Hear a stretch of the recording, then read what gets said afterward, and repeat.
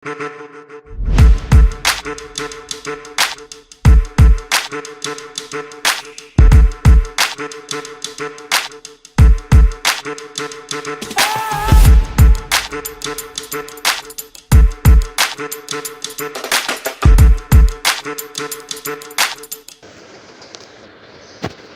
प्यारे बच्चों, अब हम आज से इसमें पढ़ेंगे making of Germany and Italy के बारे में हम पढ़ेंगे। तो यहाँ से मैं शुरू करता हूँ। जर्मनी कैन, अब यहाँ से मैं शुरू करता हूँ making of Germany and Italy. कैसे जर्मनी और इटली का उदय हुआ था, किस तरह से इनका निर्माण हुआ था, इसके बारे में हम यहाँ से जानकारी कलेक्ट करते हैं। जर्मनी, तो सबसे पहले जर्मनी के बारे में can the army be the architect of a nation. क्या कोई एक सेना जो है, किसी भी देश की सेना अगर है तो वो सेना क्या मतलब वहाँ की राष्ट्र निर्माता हो सकती है। जैसे हम बोलते हैं कि students are the national builders, तो आर्मी भी क्या ऐसा हो सकती है? तो बिल्कुल हो सकती है। यहाँ हम देख सकते हैं कि बहुत सारी यहाँ पे हमारे पास में एग्जांपल्स हैं जिसमें से हमें ये जानकारी प्राप्त होती है कि बहुत सारी मिलिट्री एसोसिएशंस जो है उसकी वजह से मतलब कि यहाँ के राष्ट्रों का निर्माण हुआ है। तो हम यहाँ से शुरू करते हैं। After 1848 nationalism in Europe moved away from its association with democracy and revolution. यानी कि 1848 के बाद में जो नेशनलिज्म जो बढ़ रहा था, अभी तक बढ़ रहा था, तो वो जो बढ़ते बढ़ते क्या हो गया, डेमोक्रेसी और रिवोल्यूशंस दोनों के साथ मिक्स हो गया था। This can be observed in the process by which Germany and Italy came to be unified as a nation states. इसका जो उदाहरण है, इसका ऑब्जर्वेशन हम इस बात का कर सकते हैं कि नेशनलिज्म के बढ़ते बढ़ते डेमोक्रेसी आई, डेमोक्रेसी के बढ़ते बढ़ते यहाँ पर रिवोल्यूशंस एक धरातल बनता गया। तो इसकी वजह से इटली और जर्मनी दोनों का उदय हुआ। This liberal incentive to nation building was, however, repressed by the combined forces of the monarchy and the military, supported by the large landlords of Persia.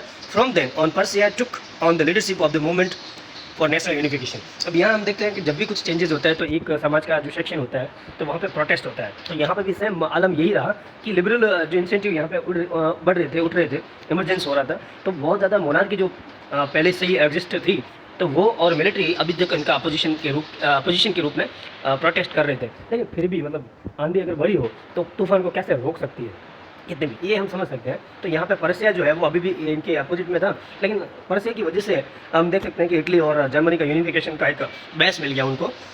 आगे हम देखते हैं। Its chief minister Otto von Bismarck was the architect of this process carried out with help of the Prussian army and bureaucracy. और यहाँ पे एक व्यक्ति का नाम जो चीफ मिनिस्टर है याद रखने का है आपको, बिस्मार्क का। तो वो आपका इसका एक स्थापत्य कलाकार बन गया था, मतलब कि इन दो नेशन को बनाने में। वैसे हम अभी बात कर रहे हैं जर्मनी की, तो जर्मनी के उद्योग में बिस्मार्क का नाम सर्वोपरि लिया जाता है, Bismarck.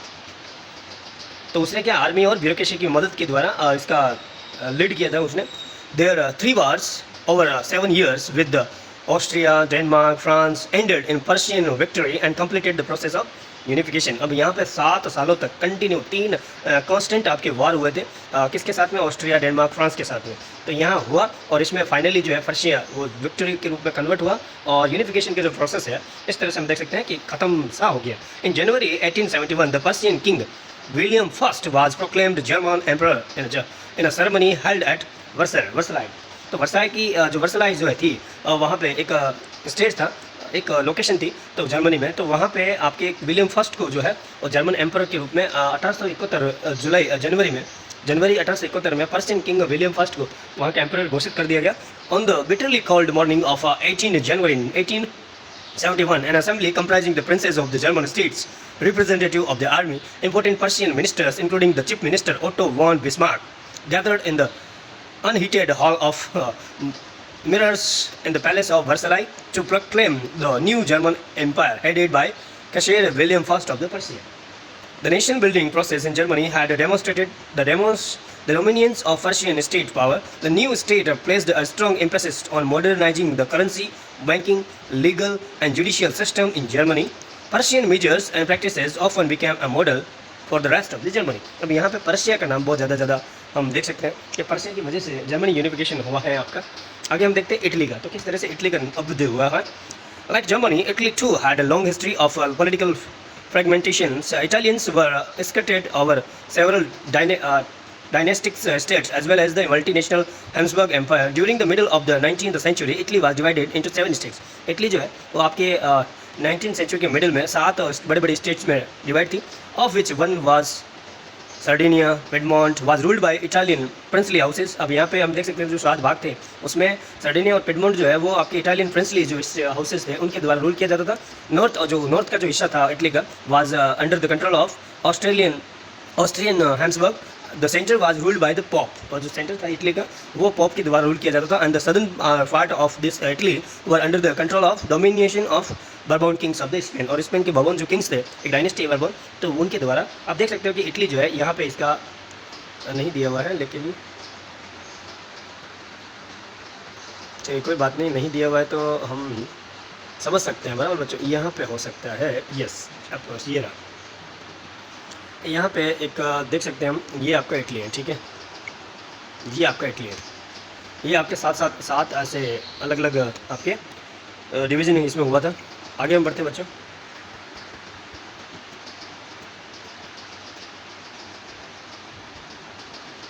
Okay, during the 1830 century, Giuseppe Mazzini had sought to put together a coherent program for a unitary Italian Republic। अब यहाँ हम देख सकते हैं कि 1830 के दौरान जो है उस दौरान एक मैज़िनी नाम का व्यक्ति भी यही यूनिफिकेशन की बातें और बहुत ज़्यादा ऐसा प्रपोजल्स यहाँ पे खड़ा करा था। He had also formed a secret society called Young Italy for the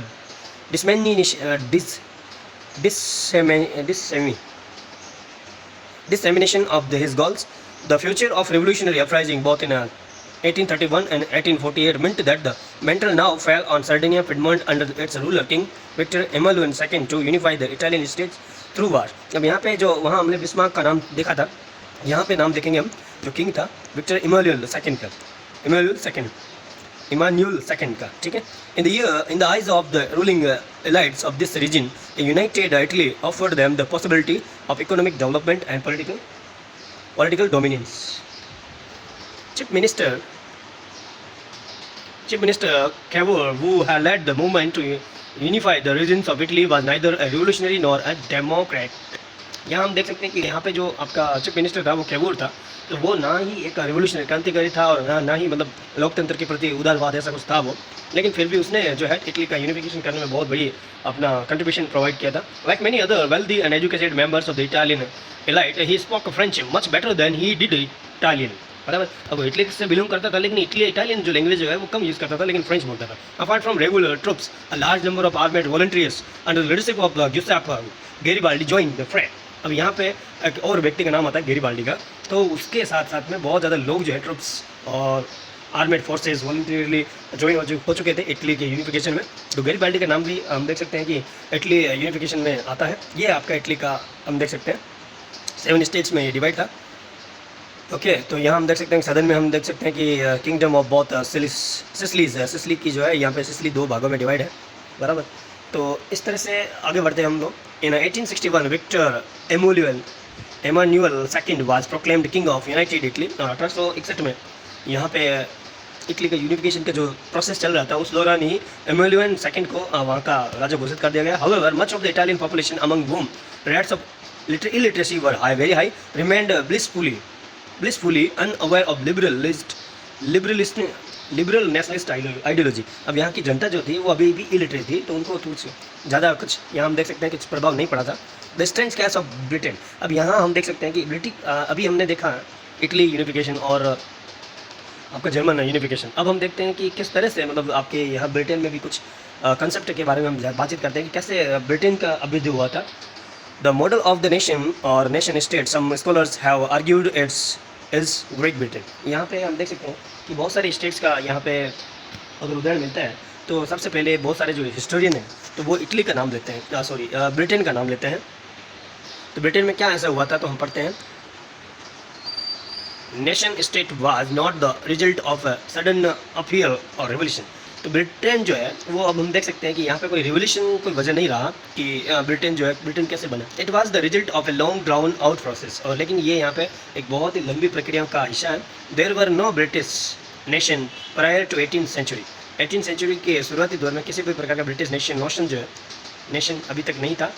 the primary identities of the people who inhabited the British isles were ethnic ones such as English, Welsh, Scot, Irish. यहाँ पे हम देख सकते हैं कि British अभी एक location, वहाँ पे जियोग्राफिकल सिचुएशन तो थी, लेकिन लोगों की एथनिक नहीं थी, मतलब जातीय विभिन्नता नहीं पाई गई थी वहाँ पे। All of these ethnic groups had their own cultural and political tradition. नहीं, वहाँ पे लोग आपके स्कॉट के भी थे, आयरिश भी थे, ठीक है, और इंग्लिश भी थे। तो इन लोगों के अंदर अपने अपने कल्चर थी, अपने अपने कल्चर थी, पॉलिटिकल आपके ट्रेडिशंस थी। The English parliament which had seized power from the monarchy in 1688 at the end of a protest conflict was the instrument through which a nation state with England and its centre came to be formed. The Act of Union 1707 between England and Scotland that resulted in the formation of the United Kingdom of Great Britain meant in effect that England was able to impose its influence on Scotland. The growth of a British identity meant the Scotland's distinctive culture and political institutions were systematically suppressed. The Catholic clans that inhabited the Scottish Highlands suffered terrible repression whenever they attempted to assert their independence. The Scottish Highlanders were forbidden to speak the Gaelic language or wear their national dress, and large number were forcibly driven out of their homeland. Ireland suffered a similar fat. It was a country. यहाँ हम देख सकते हैं कि जो Britain जो है, Britain में भी बहुत ज़्यादा यहाँ पे एक बात कॉमन है कि रिवोल्यूशन या फिर अपील या फिर कोई भी एक रिवोल्ट नहीं यहाँ पे जवाबदेह नहीं था उसके यूनिफिकेशन में, उसके निर्माण में, उसके फॉर्मेशन में, उसके यूनिफिकेशन में। लेकिन यहाँ पे बहुत ज़्यादा कुछ आपके बाहर की जो घटनाएं थी उनका प्रभाव आपके ब्रिटेन में हम देख सकते हैं। सेम आपके आयरलैंड के बारे में अगर बात करें तो वहाँ हम देख सकते हैं Ireland suffered a similar fate. It was a country deeply divided between Catholic and Protestant. यहाँ हम देख सकते हैं कि आयरलैंड जो है वो आयरलैंड आपके उसमें भी सेम आपका भाग्य इसमें साथ देता रहा। इसके साथ भी ये भी आपके डिवाइडेड था कैथोलिक चर्च में और प्रोटेस्टेंट। यहाँ पे हम देख सकते हैं कि दो तरह के जो प्रोटेस्टेंट हैं आपके वो भी आए थे, कैथोलिक भी था, एक प्रोटेस्टेंट थे। The English have the Protestant of Ireland to establish their dominance over largely Catholic country. Catholic revolts against British dominance were suppressed. After a failed revolt led by Wolfe Tone and his United Irishmen 1798, Ireland was forcibly incorporated into the United Kingdom in 1801.